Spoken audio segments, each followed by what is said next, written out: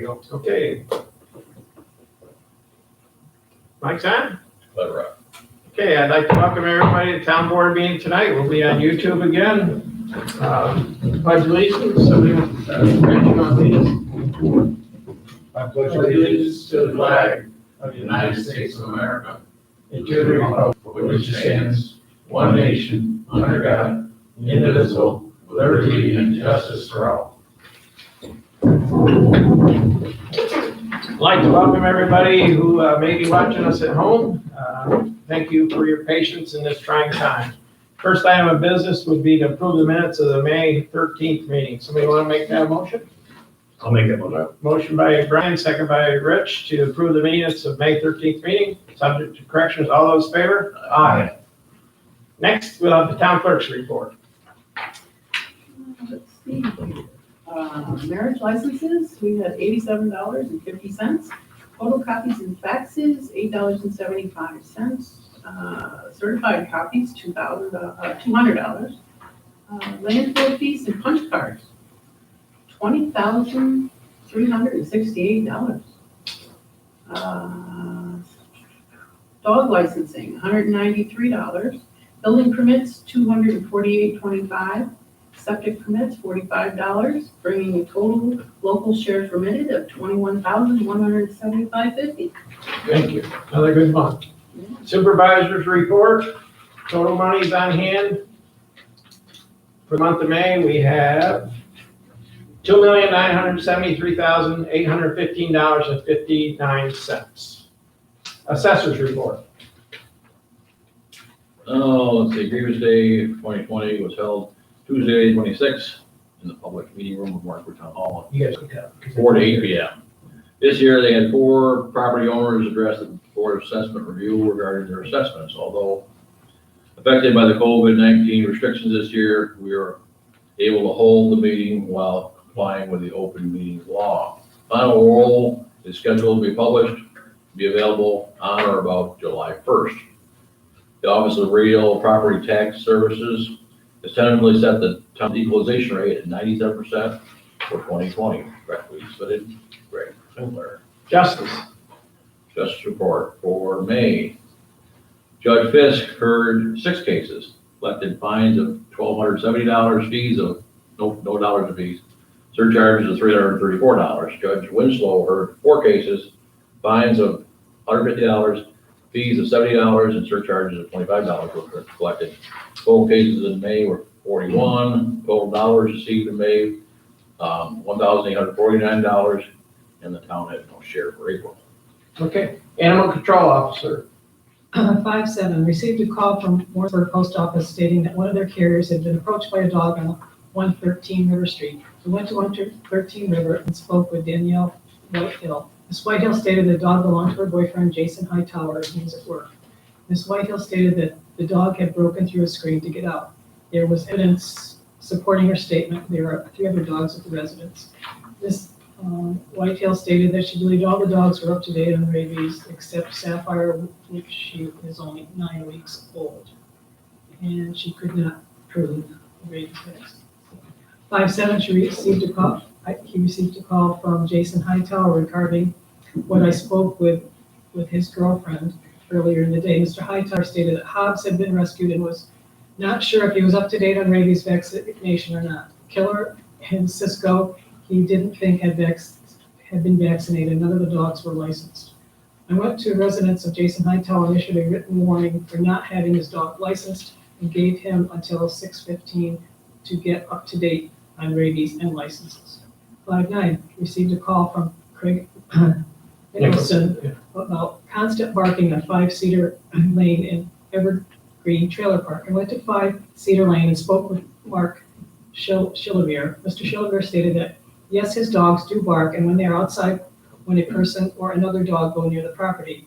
I did not hear the dogs bark until I knocked on the door. Mr. Schillevier provided proof that Roxanne, a Shepherd Lab mix, and Reba, a Jack Russell Terrier, are up to date on rabies and licensed. No further action. 5:15, received a call from Logan Barkham on 19B Oregon Avenue stating that his neighbor's dog had broken through a fence and attacked his girlfriend's dog.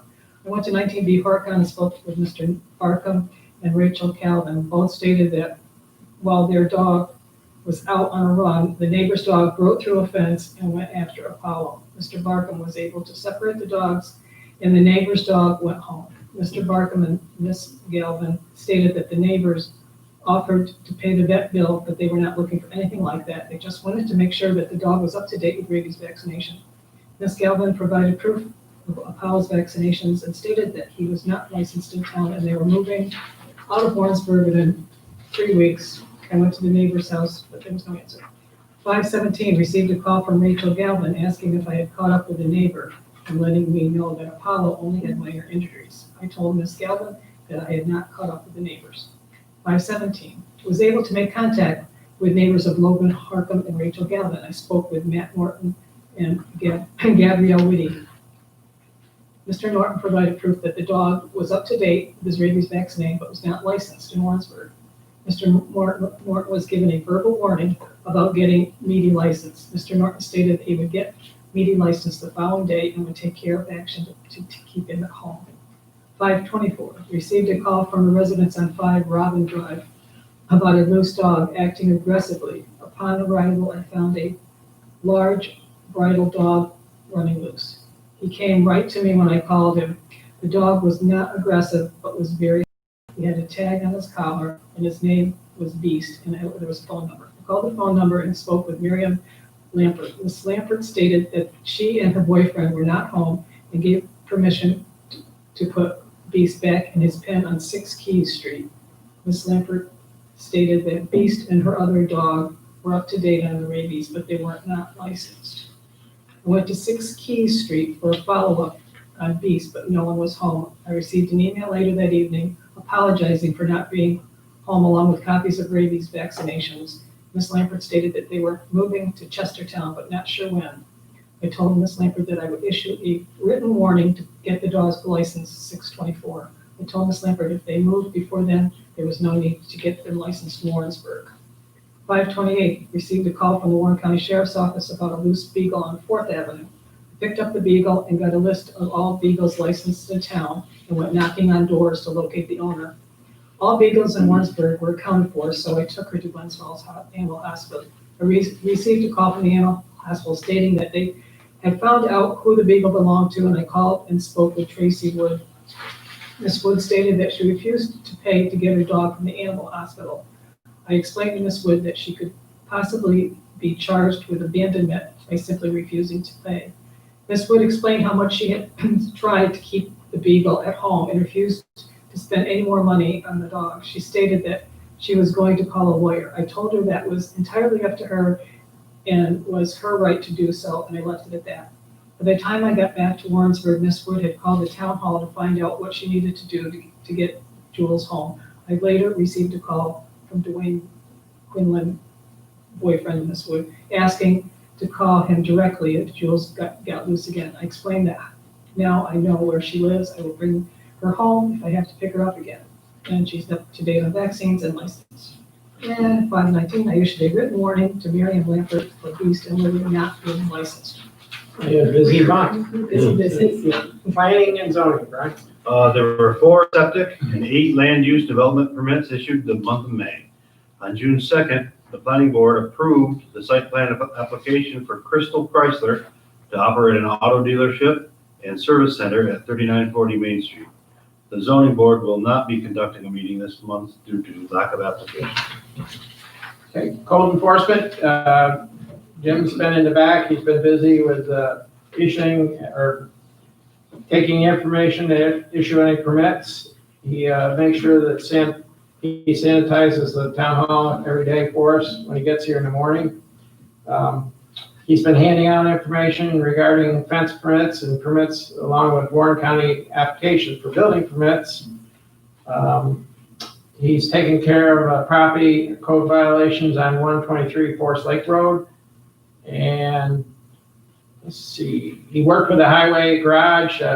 He got them some spray bottles for sanitizing their trucks, and they're using the materials that we get at the firehouse. So we gave both Tracy Benoit have sanitation materials and the town highway department has sanitation materials that they sanitize the trucks after use. And, he had a few, warnings he issued for people building without permits. We had a complaint about Ridge Street, in the Ridge Street area, about people, burning with several burning barrels, at various hours. He made a check up there and he did not find any burning going on. He responded to an inquiry about the 22 River Street property. That's the property that the town took down, the building. That will be put back for sale at a later date. He investigated a complaint at 4 Elm Street regarding garbage. That was no garbage was found. Approved 3 septic designs for permits. Answered several calls on short-term rentals. I received a complaint from a neighbor of a short-term rental regarding fireworks and music. He discussed the information with the complaining party.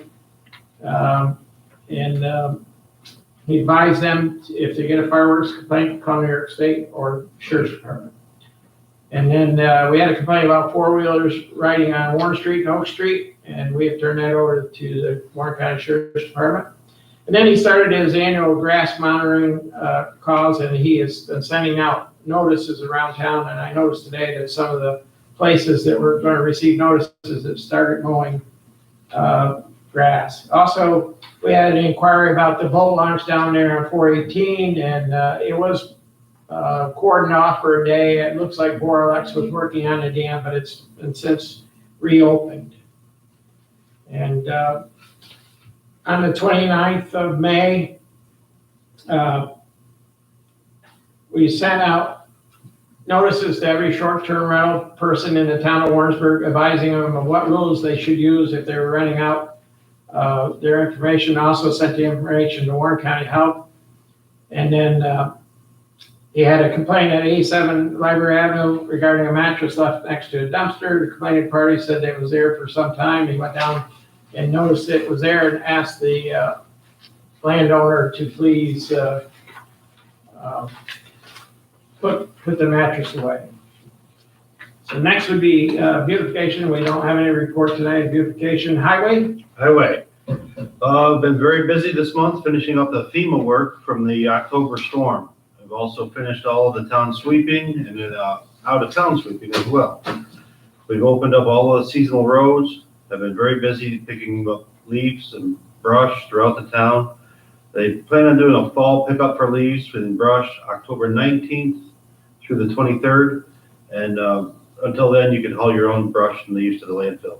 We've hauled all the winter sand for the 2021 season. Respectfully submitted, Ed Tennant. Okay, cool. Let's see, economic development. Rich, anything offered tonight? Yes, I'd like to say that we continue to talk with many of the local business people in the community and help them understand that there are avenues to get some help. With regard to that, because of the sensitivity of people's individual businesses, it's important that we keep some of the information to ourselves. But I will say that I feel like the community as a whole is exhibiting a more relaxed feeling, knowing that things are going to start to open back up.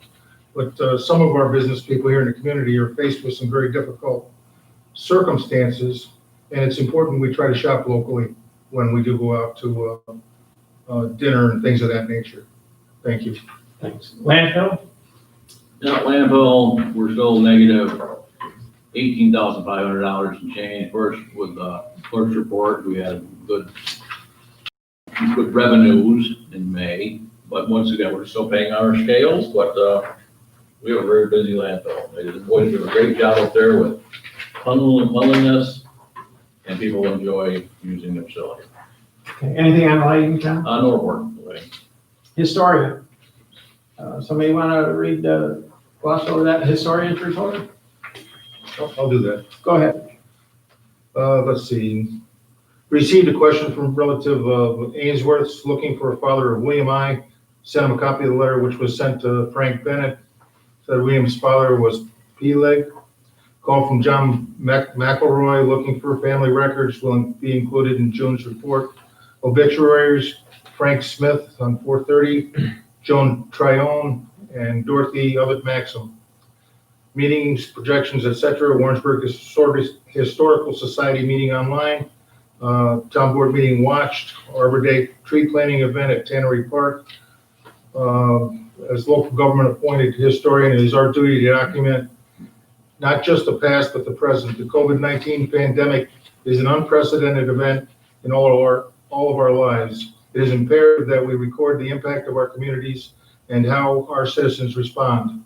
The Association of Public Historians of New York State suggests that you immediately begin documenting your community's response. I continue collecting articles and interest on posting on COVID-19. May need another file cabinet by the time this is over. Recorded 11 wedding announcements from 1895 from Liz Osborne's family collection. To date, I've received 16 notebooks of daily events from October 2018 through December 2019 from Gene Haddon. I'll need another bookcase for these. Recorded collection from Juanita Combs, which included much information on the shooting of Morris Combs. Office hours 16.5, museum hours 13.5. Been working on Past Perfect program with Steve, improving and uploading items from the museum, which can be found on the internet. See Steve's report. Okay, somebody want to read the museum? I'll read it. Great. Thanks, Lynn.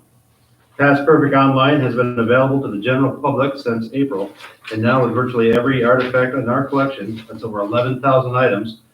If I'm reading the statistics correctly, since inception, mid-April to June 4th, as of this writing, there have been 371 individual searches, finding an average of 199 records per search. There were 90 searches which yielded no results. Sandy Charbivona and I continue to review and correct data, in some cases improving the quality of the photographs. In this last instance, John Parker has added his expertise on several hundred photos that we can then replace online. We also have hundreds of photos in digital form given by others, including John Hastings and Tom Randall, and to accession and make available online. The Post-Star picked up our press release on early May, and the Lake George Mirror did a 2/3 page story complete with photos. It's May 29th issue, which is attached. Tom Randall hopes to do a feature story about the museum online, as well as the Society's revised dues structure described below. The Historical Society is now offering free new memberships, providing full benefits through 2021. In addition, business memberships due for renewal in July will also be at no cost.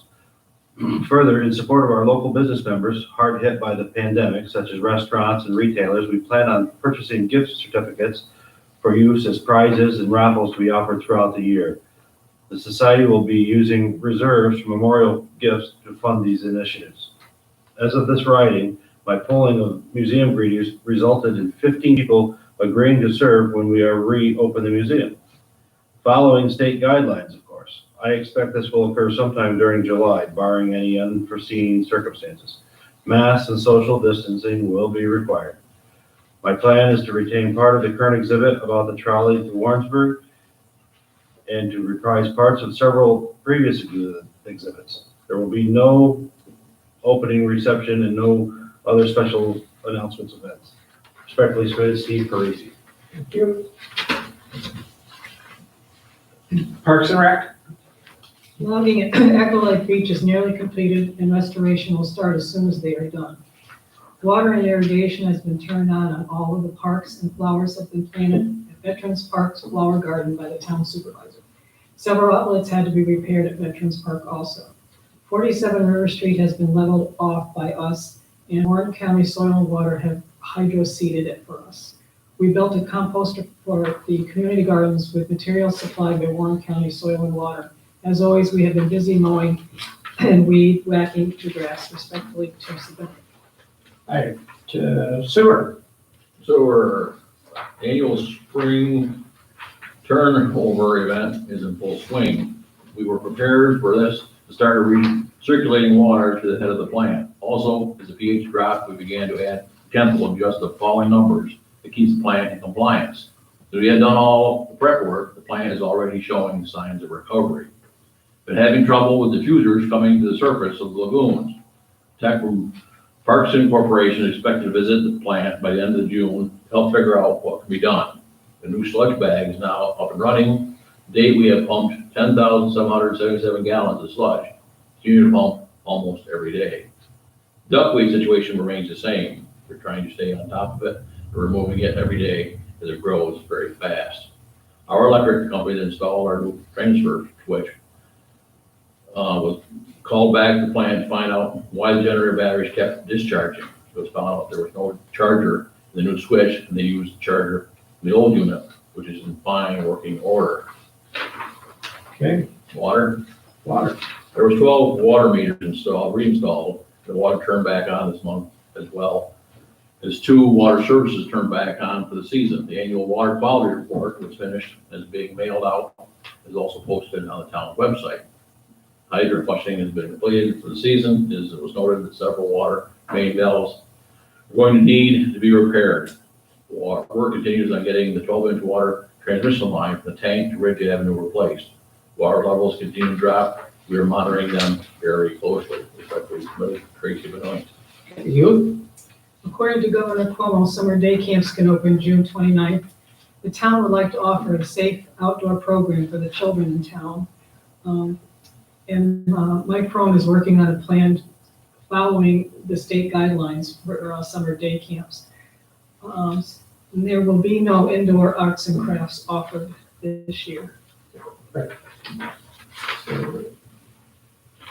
Communications, received a letter from Paula Sheridan at 881 Alden Avenue and Henry Moulton at 887 Alden Avenue, requesting a reduced speed limit sign to be put on in that portion of Alden Avenue.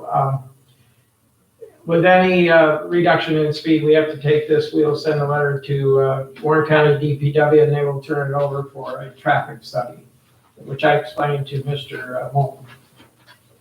Received a letter from Kathy Perillo requesting reappointment to a 5-year term on Board of Assessment Review. Her term October 1, 2020, and then September 30th, 2025. We also received emails from Kathy LaFawn about concerns at 31 Milton Avenue, and those concerns have been investigated by the code enforcement officer. We don't have any date on the planning and zoning workshop until we can have some more public participation. And I don't have anything new to report. Slick Communications on the switch panel easement. New business, I'd like to publicly thank Richard Fruta and Joe Phillips for helping out with the Salvation Army drive-through food pantry, which was held at the Warren County Fairgrounds on Friday, May 22nd. We as a town provided a cleanup of the field after the event was completed. 300 families representing 1,000 individuals were helped in a little over 2 hours, according to information released by Salvation Army. Over 37,000 pounds of food was distributed. I was able to join the list of 108 volunteers to participate in the event. And I know John Alexander also came up. We had a lot of volunteers there to hand out this first time I've ever done the drive-through. Is very rewarding. We had a lot of help, and that's a lot of food to give out in 2 hours. So it was a good event held in Warrensburg at the fairgrounds, and the scene will go off pretty smoothly. And again, thank you to Richard and Joe. They cleaned up a lot. You can imagine what was left over after unpackaging 37,000 pounds of food. I participated in a town supervisor for a day with a 4th grade class of Mrs. Chaplin and Mrs. Cassabaum from Warrensburg Central Elementary School on Thursday morning, June 4th. 3 projects were voted on by the class to be presented to me. Ian Lapel discussed economic development having to do with locating a Dick's Sporting Goods store in Warrensburg. You'd like that, Rich. Get him on your team. And above Bass Pro Shots. Ian likes sports and fishing, so he thought it would be a good idea. He also said it would save time and by not having to buy gas to drive to Glens Falls to make the purchase. Ethan LaPrairie talked about misuse of canoes at a local campground. Ethan and his grandfather had a discussion on how people should show respect for other people's property. Cecile O'Donnell talked about people dumping their trash anywhere they want, especially in packed forests. She explained that this is harmful to the people and to the environment. I want to personally thank all the students for their efforts and to the teachers. It was very worthwhile, and if you listen to the students explain their projects, they had a lot of passion about what they're doing. I also would like to recognize the other children in the class: Kyle Foster, Adam Helm, Anna Lang, Liam Langworthy, Carter Miller, Braden Prevost, Roland Seeley, Isabel Seaman, Deshaun Thomas, Trinity Winchell, Avery Baldwin, Jason Briggs, Addison Briscoe, Serenity Clear, and Bryson Rosson for their projects and thoughts. And I did read all of them, so I found some of them very, very entertaining. So again, thank you to the teachers for arranging that. Unfortunately, we still don't have a computer where they can see us, and but we eventually will rectify that. I've asked Cedarwood Engineering to update us on several projects I feel that need to be completed in the near future. They include sewer plant screens, water transmission plant line, new well, and wastewater treatment plant sludge removal. Each one of these projects we've looked at in the past, especially the water tank transmission line. We've already done all the legwork, passed all the referendum, had a public hearing on that. That's about 1.2 million. The sewer plant screens are becoming an issue.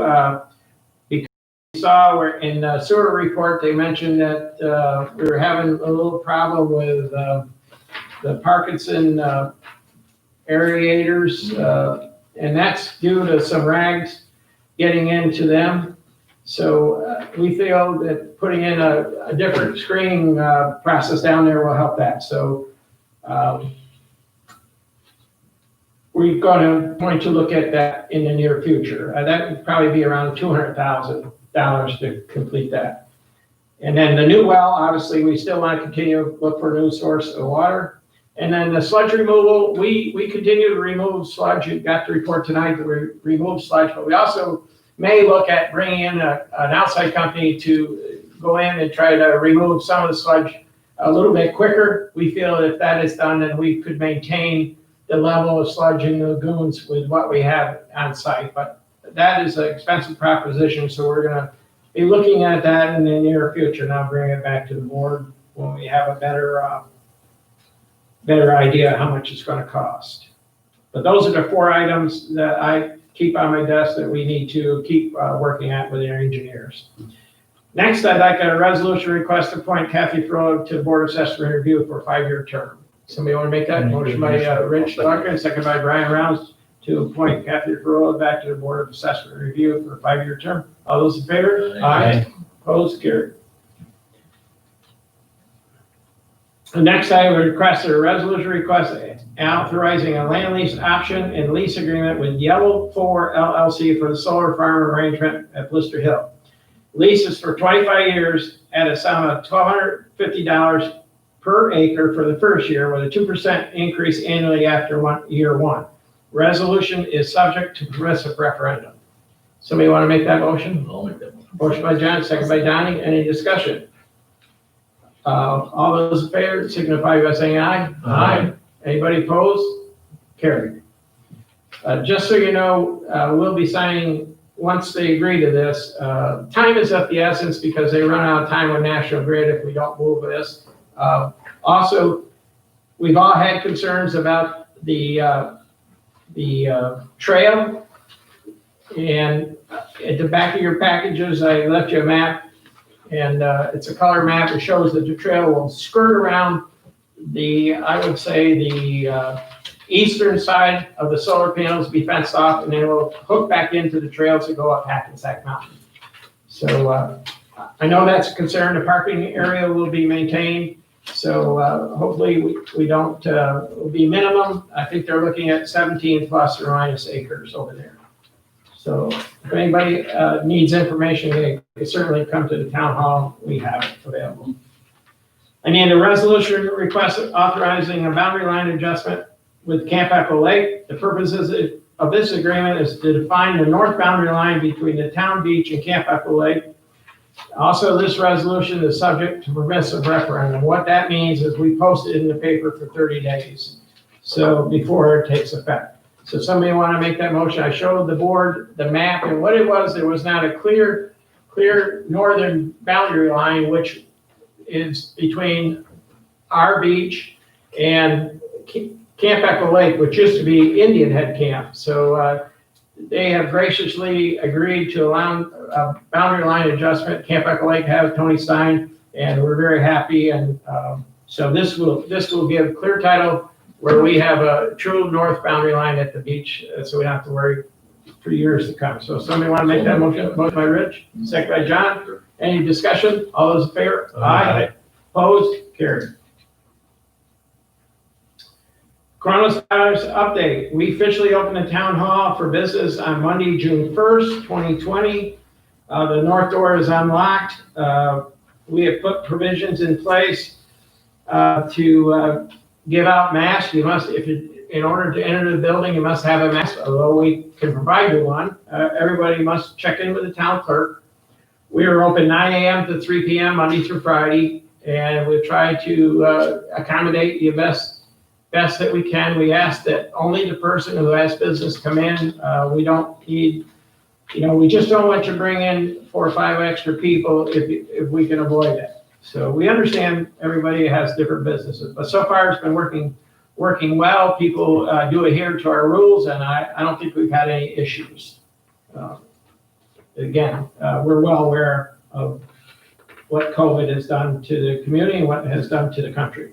Budget modification, I have 2 budget modifications tonight. First is moving $2,000 from special items contingent in the general fund to justice contractual in the amount of $2,000 to cover expenses for the year. And the second one is to take money from the appropriated fund balance of the sewer district in the amount of $28,000 and transferring into employee benefits, health insurance. We had some employees who work for the sewer department have gone from single person health insurance to family plans. So a motion to approve the budget modifications. Motion by John, I'll second it. second by Rich. Any discussion? All those in favor? Aye. Opposed? Abstain. And you're abstaining? Carried. 1 abstention. Motion to pay warrant number 6 in the amount of, total claims are amount of $62,731.16. Somebody want to make that motion? I'll make the motion. Motion by Donnie. Do we have a second? Second, yeah. Second by John to pay the warrants of $62,731.16. All those in favor? Aye. Opposed? Carried. Last item I have is make sure that you please complete your census information. It goes quick online.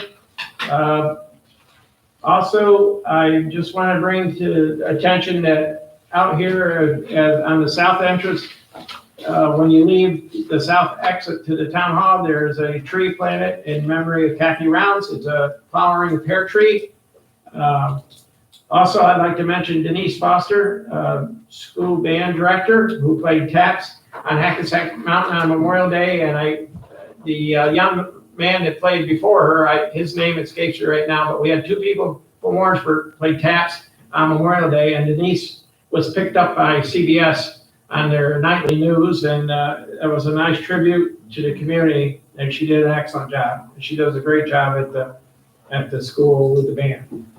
And last but not least, I'd like a motion to change the senior rate from $48.75 to $48 even, because that makes it divisible by 4. Somebody would make that motion? I'll make Right? that motion. Yes. Second by Donnie to change the senior rate from $48.75 to $48. All those in favor? Aye. Any town board discussions? I'll start with you, Donnie. Anything? No. John? No, sir. Brian? Nope. Rich? Nothing to see, nothing. Everything, okay, I want to thank everybody again for being patient with us during this COVID time.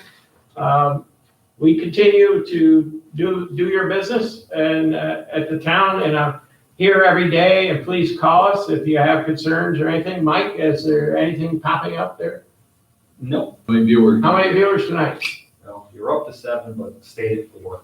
4. Oh, we got it. Unfortunately, people have dropped off, so. Yeah. But anyways, we're here, and of course, the minutes will be transcribed and available for anybody who needs them. So with that being said, I motion to adjourn. Rich? Motion to adjourn. Okay, thank you. Thank you.